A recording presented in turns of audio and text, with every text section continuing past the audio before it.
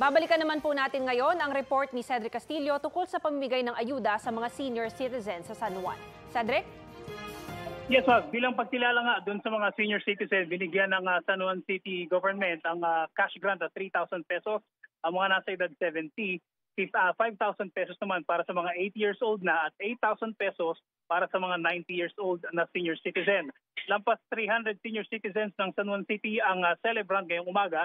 At ayon kay San Juan City Mayor Francis Zamora, sa bisa ng isang ordinansa, kaya nabibigyan nila ng ganitong cash grant ang senior citizens ng lungsod. Katunayan, ang mga centenarians daw o yung mga umabot na sa 100 years old ay binibigyan din ng lungsod ng 50,000 pesos na grant. Bukod pa ito dun sa 100,000 pesos na galing naman sa national government. Tinawag ng San Juan LGU na gabay ang mga senior citizen, kaya't malapit lamang daw sila na bigyang pagkilala. Inigaya din ng LGU ang iba pang residente na makipag-ugnayan at magparehistro sa Office of Senior Citizens Affairs. At nakausap natin kanina, ibang mga nabigyan ng grant at sinabi nila malaking bagay daw partikular doon sa kanilang mga pang-araw-araw na maintenance ng mga gamot. Itong grant, yung kanilang amount na natanggap sa araw na ito, ma'am. Maraming salamat, Cedric Castillo. Samantala, may one-time ayudang cash assistance ang Department of Social Welfare and Development o DSWD para sa mga katutubong namamalimos sa kalsada.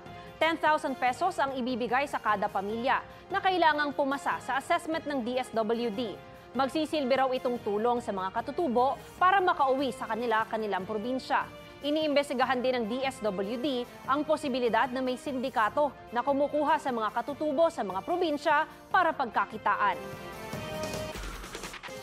Kaugnay sa nakatakdang one-time ayudang cash assistance ng DSWD para sa mga katutubong namamalimos sa kalsada, makakausap natin si Attorney Cesar Ortega, OIC Executive Director ng National Commission on Indigenous Peoples. Magandang umaga po, Attorney Ortega. Si Chino Gaston po ito at live po kayo sa Balitang Hali. Magandang tanghali po, Sir Chino. Salamat po sa pag-anyaya niyo sa akin dito sa inyong programa. Sir, ano po yung reaksyon ninyo sa planong pamimigay ng cash assistance ng DSWD sa mga katutubong namamalimos sa ating mga karsada dito sa Metro Manila? Okay, unang-una po, welcome po sa amin yan. Anumang bagay na maitutulong sa mga katutubong Pilipino ay welcome po sa amin at nagpapasalamat kami. Subalit, mas maganda po kung bukod sa tulong na pera na yan, ay matulungan sila makabalik sa kanilang ancestral domain. At yan po ang gusto namin na makipag-coordinate sa lahat ng ahensya na imbes na encourage natin sila dito na manirahan sa Metro Manila, mas mabuti na pandagdag sa perang ibibigay sa kanila, ay matulungan natin na maibalik sila sa kanilang mga lupain ninuno. Kasi itong mga tao sa Metro Manila na ito, ito yung mga na-displace. Mga napilit mo itong lumikat dahil sa kung ano-anong dahilan, may kaguluhan, may problema sa lupa, kinamkam ang kanilang ancestral domain, ancestral land. Kaya po sila napilitang umalis sa kanilang tirahan. So ang pinaka magandang solusyon dyan, bukod sa mabigyan natin sila ng pera, ng pangtawid gutom nila, o pamasahin nila pauwi, ay talaga mailuklok sila, maibalik sa kanilang pinanggalingan, o kung hindi man, o kung imposible na yon, ay sa pinakamalapit na lugar na malapit sa kanilang dating tahanan. Yes, Attorney, sa inyong assessment, gaano karaming indigenous people at mula sa iba't ibang ethnic groups ba ang nakikita nating lumuluwas dito sa Maynila tuwing magpapasko? Sa ating pagtataya, nakikita natin yung mga katutubo natin o kababayang mga Eta, mga Bajau, at syempre yung mga iba pang mga ethnic groups sa Mindanao. Oo po. Base sa aming record, mahigit 200,000 po ang recorded namin na mga katutubo within NCR na galing sa iba't ibang IP community.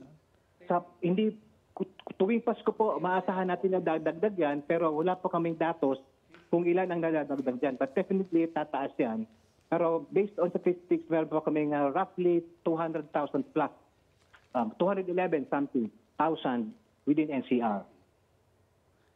Attorney, isa pa sa mga inaalala ng ating mga kababayan ay kung meron bang sindikato sa likod nito na nagdadala dito sa Metro Manila ng ating mga katutubong kapatid para mapanglimos, no, at gamitin sa kanilang operasyon? Okay, so ngayon po wala kaming hawak na ebidensya o dokumento na pwedeng gawing naming basehan sa pagsagot sa katanungan na yan. Pero hindi po yan malayong mangyari. Hindi po malayong mangyari given the situation. Alam naman natin itong may mga kasama, may mga tao na may mga unscrupulous na mga ugali na sinasamantala ako. Kahit na yung pinakadihado ng mga tao sa buong mundo ay sinasamantalahan pa yan. But as of now, wala pa kami hawak na ebidensya o dokumento o kahit man lang complaint tungkol sa bagay na yan. Okay, maraming salamat po Attorney Cesar Ortega, OIC Executive Director ng National Commission on Indigenous Peoples. Maraming salamat din po sa pagbigay niyo sa akin ng panahon na makapanayam kayo. Thank you po. Maging updated po sa mga maiinit na balita. Maaring mapanood ang Balitang Hali at ang iba pang award-winning newscasts sa youtube.com/GMA News. I-click lang ang subscribe button. Sa mga kapuso abroad, maaari po kaming masubaybayan sa GMA Pinoy TV at www.gmanews.tv.